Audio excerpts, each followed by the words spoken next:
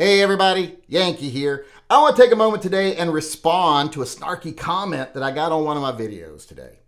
And this person seems to have a real problem with me because they typed like a 6-paragraph report on what's wrong with me. And the main thing they seem to have a problem with is that I'm not the kind of person that would fight for the Second Amendment. I would never take any personal risk. I would never break a law. And I would probably turn in people that did break the law, because I wouldn't support them breaking the law. Well, this person is borderline retarded, and I'll tell you why here. The people they were saying are the kind of channels that would fight for the law, whose names I won't mention here, the kind of people who would break the law and support other people breaking the law because it's what's right for the Second Amendment. Those channels don't do that at all. They might break the law, but it's usually not in any way to try to do something for the Second Amendment. It's in sneaky, underhanded ways for self-enrichment or just for selfish reasons. You don't see them ever take any real risks.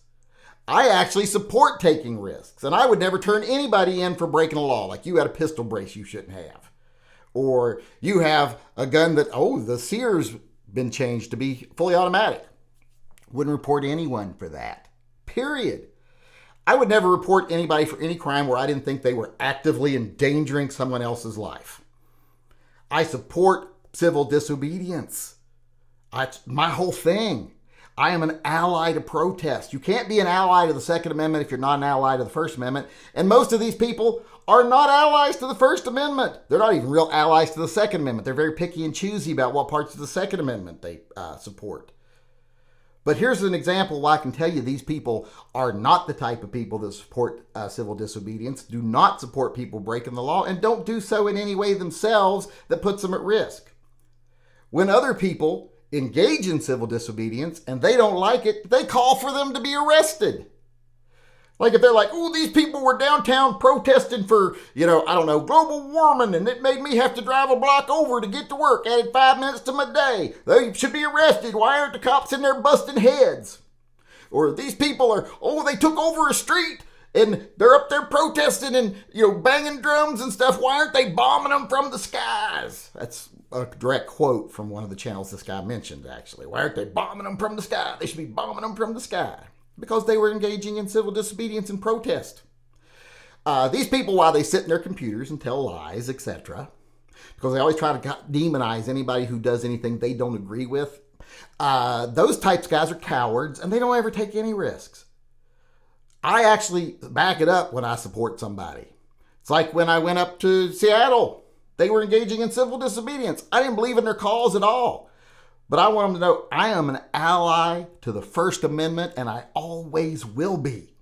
As long as you are not physically harming or immediately putting people in physical danger or at risk, I will support you, as long as your cause is even semi-just or defendable. Now, I'm not going to be out there defending people who are like, we have a right to eat babies. I'm not going to be doing that.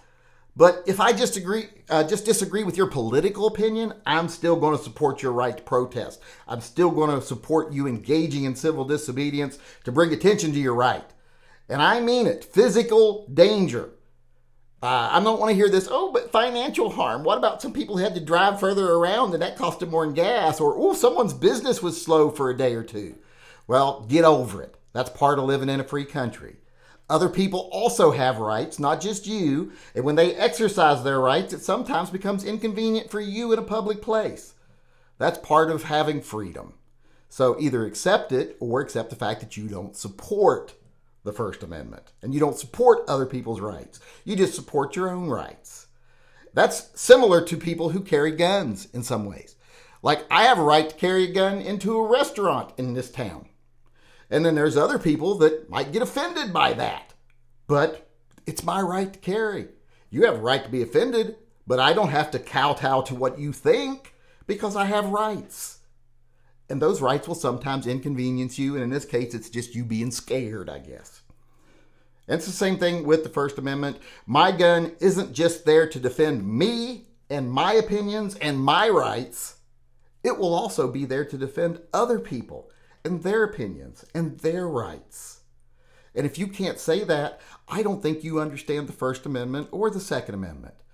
I will support people that are standing up for what they believe in, bringing attention to causes they believe in, people that are engaging in civil disobedience and fighting the good fight. Good for you for taking a risk for what you believe in.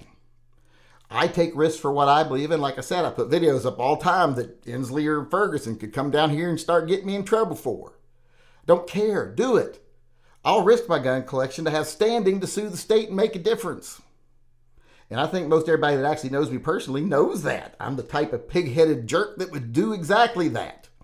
But these other channels, when they do break the law, like I said, they get caught because it's in underhanded ways that they're not telling anybody about. And if you're not telling people, you're not protesting. You're just doing something for selfish reasons.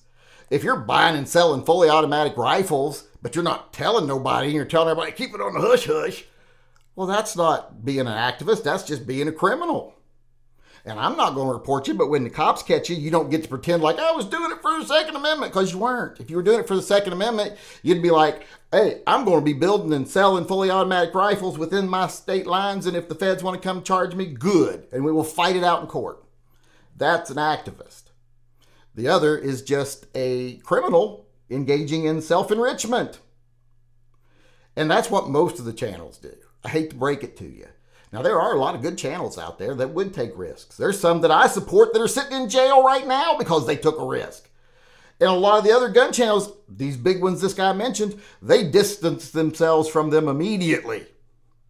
I helped with fundraisers. I supported them. I made videos in support of them. I still support them because they broke the law openly in a way that helped bring attention to these laws. And they took a risk and they're paying a price. So I support that. I respect that. Other channels distance themselves from it. So here's the thing. If you can't support the Second Amendment fully, which most of these channels don't support the Second Amendment fully either, they're just gun lovers, not Second Amendment lovers. And you can't support the First Amendment fully, even when it's not you, and even when someone else is engaging in civil disobedience, well, then you're not an ally to freedom, period. And I'm not saying that, oh, yeah, when someone blocks a highway, they shouldn't get arrested. Yes, they should get arrested.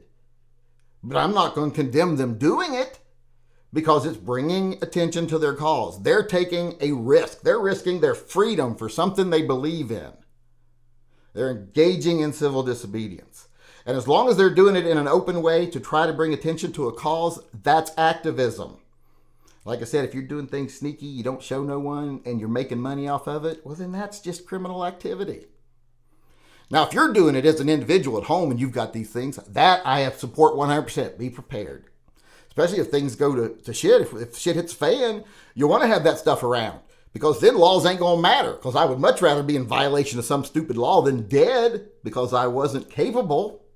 So in those situations, you definitely want to be able to break the law. But in everyday life, if you're breaking these stupid gun laws, good for you.